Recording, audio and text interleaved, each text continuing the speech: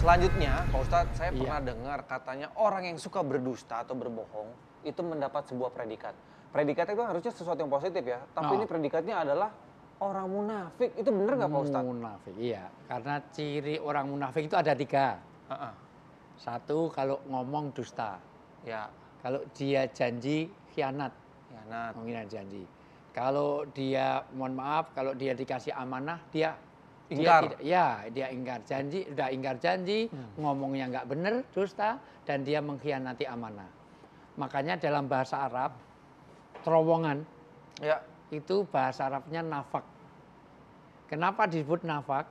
Karena bermuka 2. Nifak, munafik itu bermuka 2. Makanya orang yang lain di mulut, lain di hati, itu disebut munafik. Ngomongnya A, tapi perlihatnya B. Iya, itu jadi lain di mulut. Kan terowongan satu menghadap ke timur, satu ke barat. Iya. Kalau sama-sama ke timur bukan terowongan. Iya, gitu. Iya. Makanya disebut nafak, munafik karena dia lain di mulut, lain di hati. Makanya kita harus menyatukan antara apa yang kita katakan dengan apa yang kita ada di hati dan apa yang kita perbuat. Maka orang yang tidak sesuai itu dengan munafik. Makanya ayat mengenai munafik dari mulai Al-Baqarah ayat 8, ayat 9, 10 itu. Itu adalah salah satunya dia mengatakan beriman tapi perilakunya dia bukan orang beriman. Kalau ketemu orang beriman ngaku beriman, ketemu orang kafir yang ngaku kafir. Bang Nasir. Apa kabar Bang Nasir? Udah pesan? Sudah. Kalau udah pesan kita duduk sini aja. Kebetulan ada Pak Ustadz Wijayanto. Masya Allah. Pak Ustadz, kenalin ini Bang Nasir. Saya kenal banget, saya sering lihat di TV One. Silakan Bang Nasir, silakan. Kalau sudah Ustadz kenal saya, alhamdulillah. Alhamdulillah. Kalau Bang Nasir kenal Ustadz Wijayanto nggak? Oh, lebih kenal lagi dong.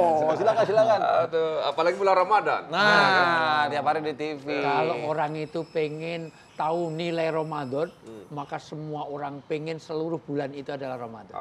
Dan saya orang yang sangat senang dengan Ramadan karena saya siaran di sini terus. Iya, di TV One. Rekening jalan terus ya. Iya. Kita kan nggak jadi stripping. Nah, nanti Ramadan kita stripping ya. Iya benar. Amin. Sehat. Alhamdulillah. Apa kabar Bang Nasir? Maksudnya Baik, lagi sibuk apa nih Bang Nasir? Ya biasalah tugas-tugas di parlemen itu kan biasanya lebih banyak mengurus legislasi, peraturan perundang-undangan, dan belakangan ini memang soal ibu kota negara. Bang Nasir terlibat?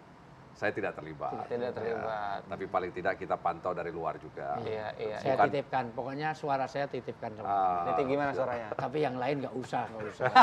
Karena jangan sampai orang rakyat kan pengen kaya, sudah diwakili sama jangan. Biasanya kalau Ustadz pasti yang disampaikan suara kejujuran. Iya harus, betul banget. Nah ini penting banget nih, karena saya sama Pak Ustadz dari tadi sedang ngobrolin tentang kejujuran nih Bang Nasir.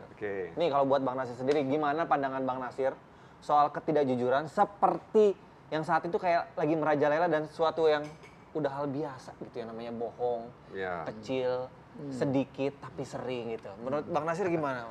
Memang berat ya Ustadz ya. Iya. Karena memang manusia itu kan punya hawa nafsu.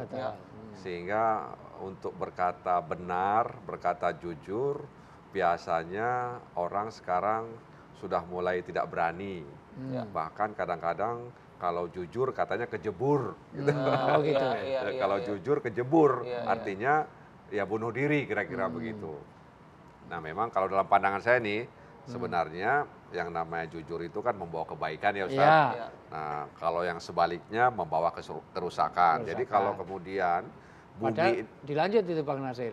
Jujur membawa kebaikan, kebaikan membawa ke surga. Inasid ko yahdi ilal birri, wa inal birro yahdi ilal jannah.